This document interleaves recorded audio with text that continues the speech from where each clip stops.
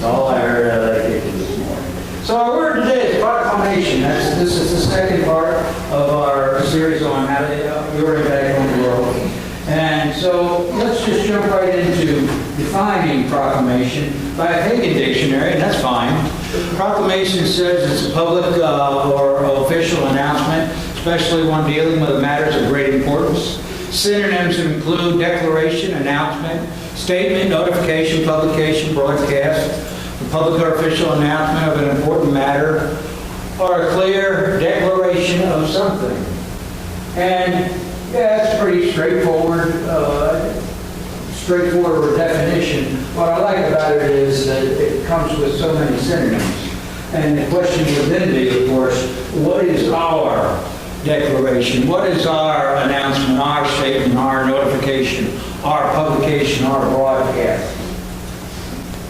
It's kind of interesting, as I thought about this.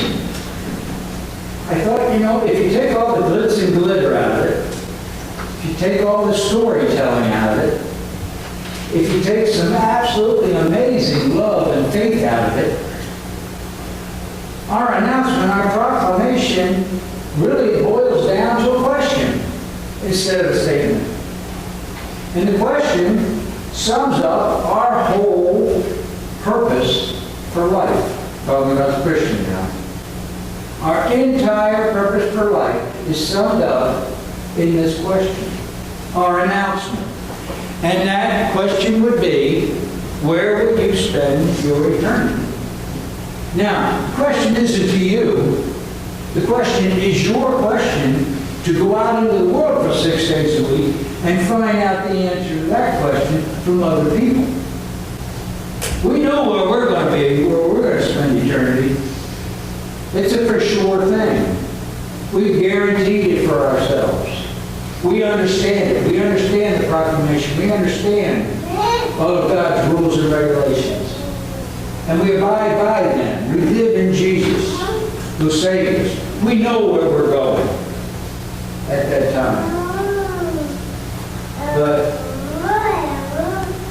it's a question that we need to share with the pagan world. That's our job for 6 days a week, is to go out there and to share this question.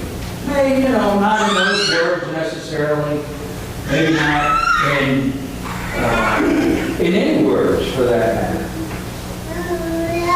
And we'll talk more about that in a minute. But it's our job to show them how they can change the answer to that question. Christianity assigns a name to this activity that we do. It's called evangelism. We've all heard it, and we're all scared of it. None of us like the word evangelism. Even though we're Christians, even though that is kind of our core, that word, evangelism, even though it is the purpose of our entire lives here on earth, that word evangelism, we can't stand that word evangelism because it conjures up ideas in our heads that we need to go out and approach strangers, like I talked a little bit about last week. We need to go out and approach strangers with the question of whether or not they understand that Jesus is their only salvation. That is a type of evangelism. I told you last week that we all, every single one of us, have the gift of evangelism. But we all have different types of the gift of evangelism. Not all of us are prepared to walk out of here for 6 days a week, approach strangers, go into Walmart or go into Town Country or go into wherever, and just walk up to strangers and say, do you know where your salvation's coming from? Or do you believe in Jesus Christ? Do you believe that He is your salvation? Very few of us have that gift. Very few of us have that type of evangelism. But that's okay, because we have our own type of evangelism. I already told you, our entire purpose for life is evangelism. So why, if that's our purpose, why certainly wouldn't God give us a gift? The gift of evangelism. And understand, evangelism is not an option. Evangelism is a command. It was a command even for Jesus himself. Read what he says here in Luke 4:18. The Spirit of the Lord is upon me, for he has anointed me to bring the good news to the poor. Look at these words. He sent me to proclaim. He sent me to proclaim. This is the Spirit of God the Father sent Jesus to proclaim that the captives will be released and the blind will see and the oppressed will be set free, and that at the time of the Lord's favor has come. That last sentence, of course, or that last part, is referring to Jesus himself. So we have to ask ourselves, what is my gift of evangelism? How do I use my gift of evangelism if I'm not going to go out and I'm not going to approach strangers with this good news? And I propose for this series that we concentrate on our gift, because we all have the gift of leading by example. That's what we're going to concentrate on. That is our gift. And it is a gift. It is a type of evangelism that we need to keep close to our hearts. Everybody knows who St. Francis of Assisi is. St. Francis started a Franciscan order many hundreds of years ago. And he was beloved by God. And God gave St. Francis a great bit of knowledge. And some of the greatest words that St. Francis ever uttered were these. They're very famous. He says, go out and preach the gospel, and if necessary, use words. I didn't want you to think that my telling you to lead by example is a type of evangelism, and you're believing that I made that up, because I did not. That is a gift. That is a type of evangelism that God wants us to use. And it's a gift that he gives most of us. That type of evangelism. Preach the gospel. And if necessary, use words. So here's the question. How do we lead by example?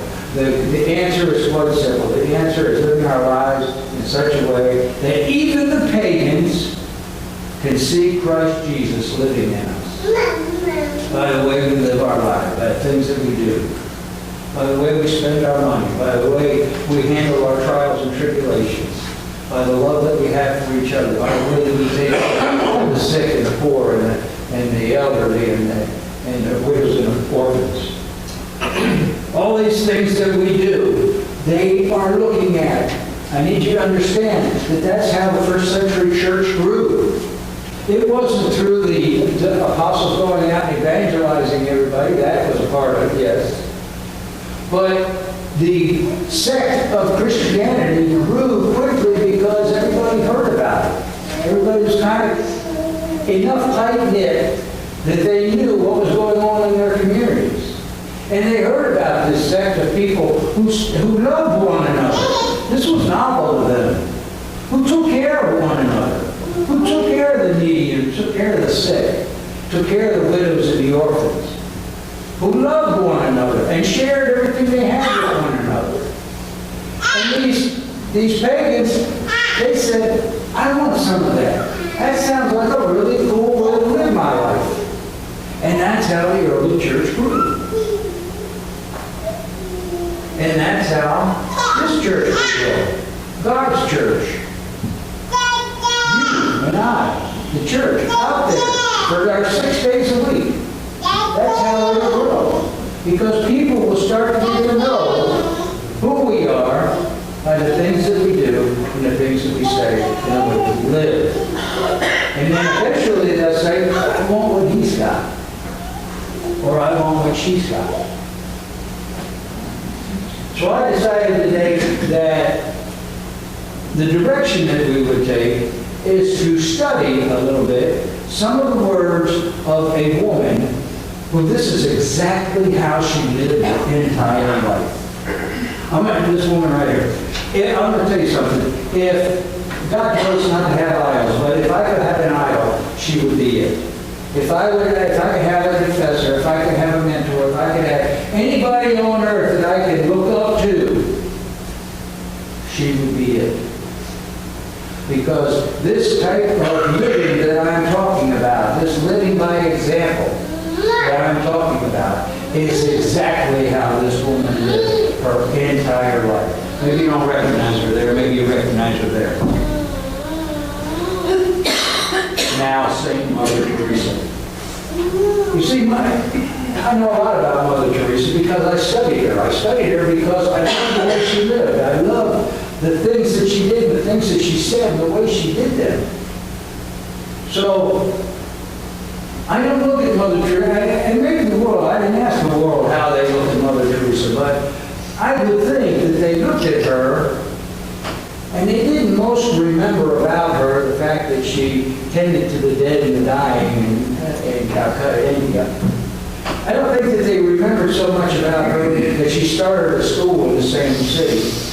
I don't think they remembered so much about her that they knew that she won the 1979 Nobel Peace Prize. I don't think they remember her so much because of her great theological evangelism. Although she did that, we don't hear too much about it. I think the thing that makes her most memorable of all her life, the thing that is most memorable to me, the thing that I try to emulate, the thing that is important to me about her life is how she did it with such simplicity and humility. Every single thing she did in her life, she did simplicity and humility. Nothing that she did on a day-to-day basis required any great change. All she did was tweak what she would normally be doing. That's where she is different than you and I. That's the only difference between her and you and I. She did the same routine, same daily activities that you and I do, as far as your daily activities would differ from my daily activities, but essentially we have the same daily activities. We engage with people, we get up in the morning, we take a shower, we brush our teeth, we eat breakfast, we do this and we do that. In that respect, all of our lives are pretty much routine, they're pretty much the same. And that's exactly what she did. She was no different. But she tweaked the things that she did that we do, but haven't tweaked yet. She tweaked them by doing the same things that we do, only she tweaked it by adding love to them. She tweaked them by adding a smile to them. She tweaked them by adding a splash of kindness to them, arguably a result of the love. She tweaked them by adding a splash of sympathy or empathy, whatever was necessary at that time. She didn't do anything different than us. She didn't do anything phenomenal. She did the same daily routine, same daily things that you and I do. But she did it by tweaking them with these things. Always little things. Always, always, always little things that she concentrated on. That took so little extra effort, but made such a huge, huge difference. So that's going to be your assignment for the coming week. Last week I told you your assignment was to come in here and be excited. And I heard that kitchen this morning and you were excited. This coming week I have a little different project for you. I want you to continue to be excited, but this coming week we're going, now over the next few weeks, we're going to add the particulars to these things that I was telling you about. The little things that you're going to do to change the world. And I'm going to give all of those to you, so I don't have to worry about that. But this week, I want you to work on tweaking the things that you're already doing. I want you not to change a thing in your daily routine, but I want you to tweak what you already are doing. I want you to start by concentrating this week on tweaking the things that you are already doing by adding an element of love to it. Now, this is a kind of a tricky thing, and I'm going to go over a couple examples so that you understand a little bit better. You might say to me, I push a button all day. How am I supposed to find love in that? I run this big, they put this big steel coil on one end and it rolls through my rollers and comes out the other end, squished a little bit to a different size, and then it rolls back up and out the door it goes. So pretty much all day all I do is push buttons. How am I supposed to find love in that? Well, it's not so hard if you investigate that a little bit. I just want you to imagine a 17-year-old, beautiful little girl who's very obedient and very wonderful little girl, and she studies hard in school. And she gets straight A's in high school. And her parents decided that they wanted to reward this little girl for all her work. So her parents went out and they bought her a brand new metallic cobalt blue GTO. That's just an example. It could be any car. I don't even know if they still make a GTO. But anyway, fact of the matter is, imagine that car, imagine that little 17-year-old girl, and that car came off of between his rollers. Imagine a life that got changed in that 17-year-old little girl. A life that will change all the way through the life, because every single one of us remember our first car. We remember all the fun we had in that first car. We remembered all the nice things we did in that first car. We remembered all the naughty things we did in that first car. Everybody remembers their first car. This guy who's pushing the buttons, I bet he never thought about that girl. He never thought about the salesman who sold us to her parents that car, and the fact that he's just helped that salesman pay for his mortgage, or put food on his table for his wife and 2.5 kids in the burbs somewhere. Or what about right by his back door where his machine is? There's a big bay door right there, and a big truck backs up into that. And when he's finished with the roll, he gets loaded onto that truck and goes into the next process. He's helping that guy who's the truck driver make a living. He's helping that guy pay for his mortgage, pay for his meals, pay for his wife and 2.5 kids. And all the way down the line, if you look into it, maybe this guy's steel is going to be formed into some type of weapon that helps protect American soldiers. Or maybe it's going to be used on the keel of the ship someplace that's going to help protect American sailors.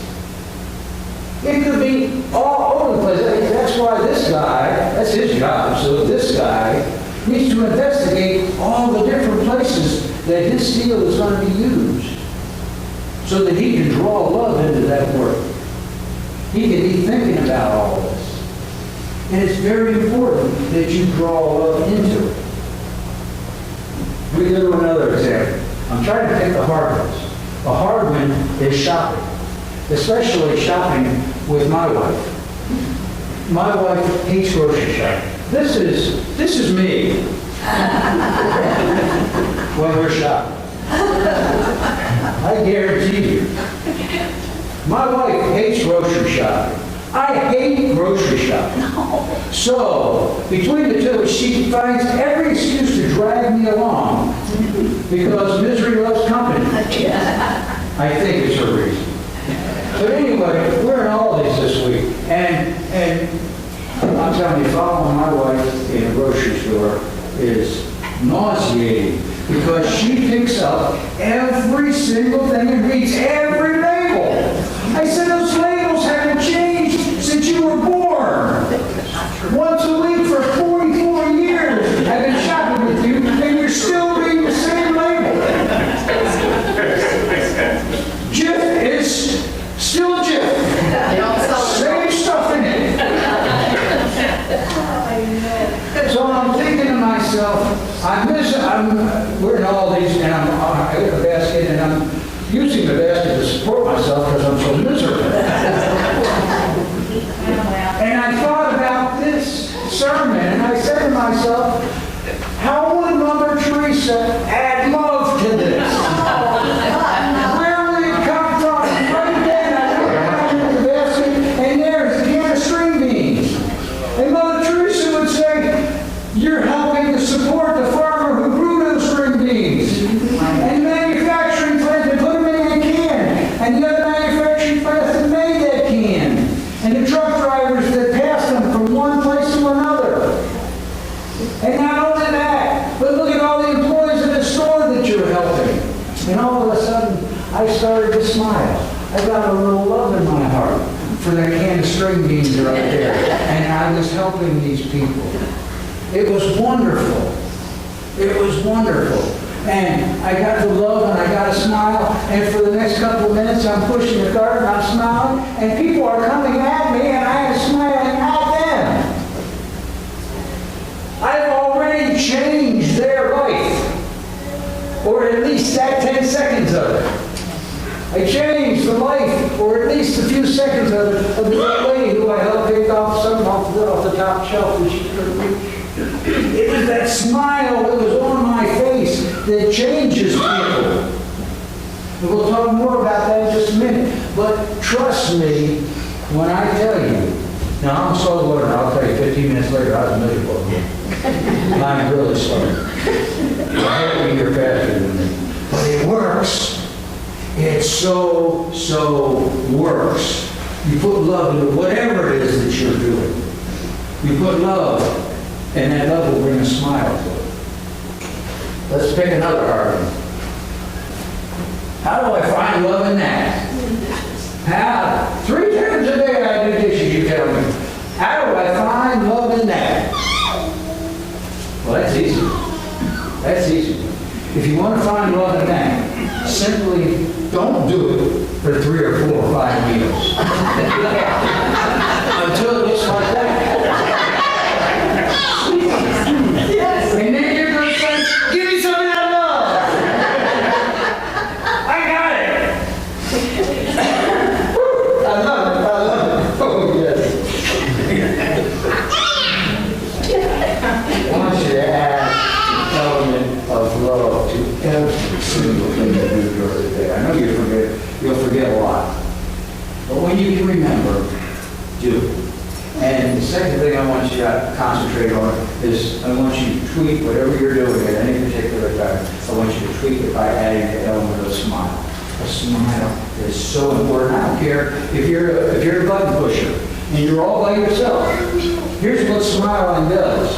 At first, it trains you. It trains you. It helps you to remember the love. The love will create a smile, and the smile will create the love. It trains you for the more important times when you need to remember to smile. So that's why when you're all alone and you're smiling, it is important. When you're pushing the button, smile. Thinking about that 17-year-old girl, that truck driver, and that salesman. Smile, because it is important. And it will become even more important as you go through your day and you encounter people. That's when it really will be important. It not only changes you internally, it changes you externally and prepares you for these encounters that you're going to have with people.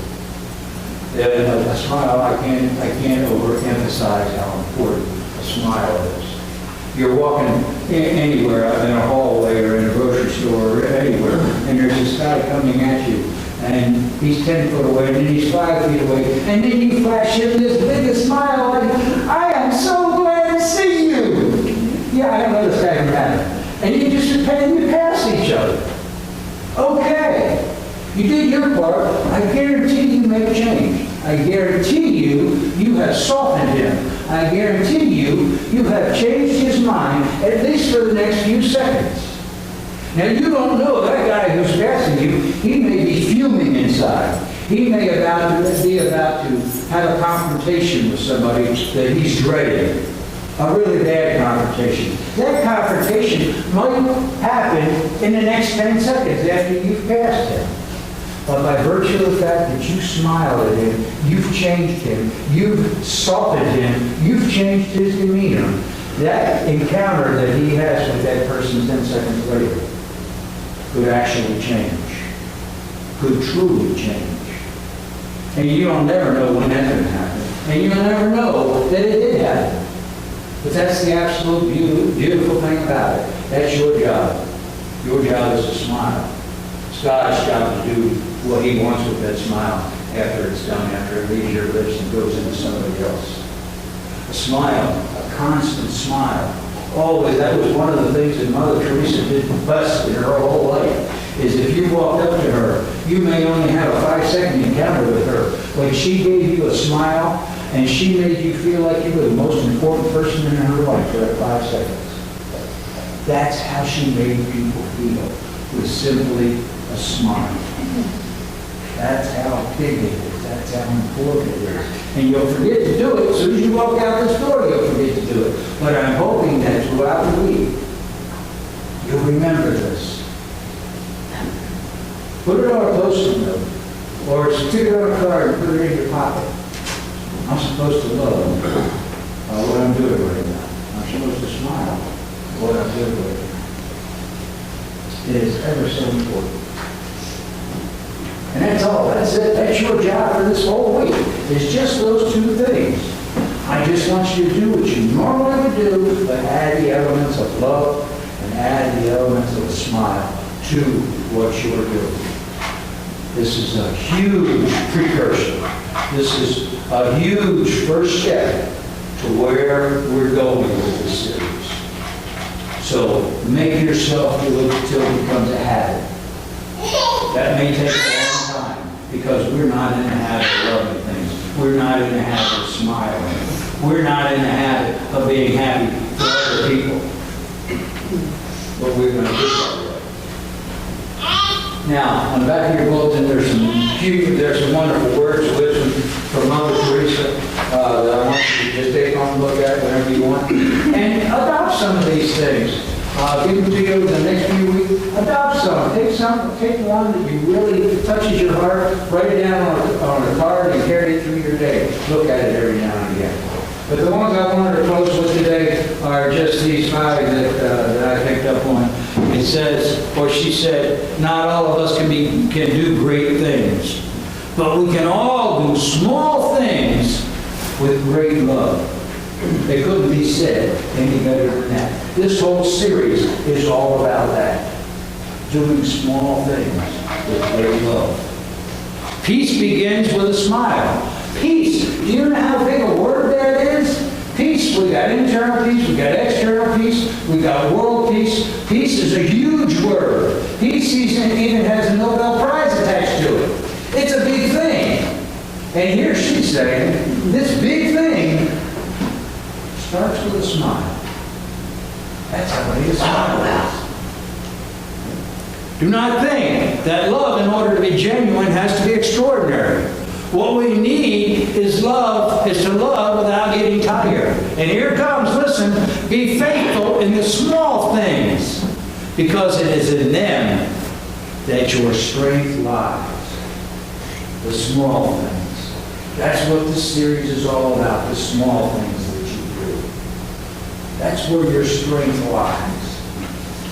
You'll find yourself with more energy at the end of the day, the more you spend time loving and smiling at the things that you normally do. Every time you smile at someone is an act of love, a gift to that person, a beautiful thing. Mother Teresa knew how important a smile was. I mean, huge. It was such a big part of her life. And I want it to be a big part of our lives. And one of my all-time favorites is this, for all you procrastinators out there. Yesterday is gone. Tomorrow has yet to come. We have only today. Let us be. Amen. Amen. All right. If you'll turn in your hymnals for your offering, hymn number 251. on a hill far away.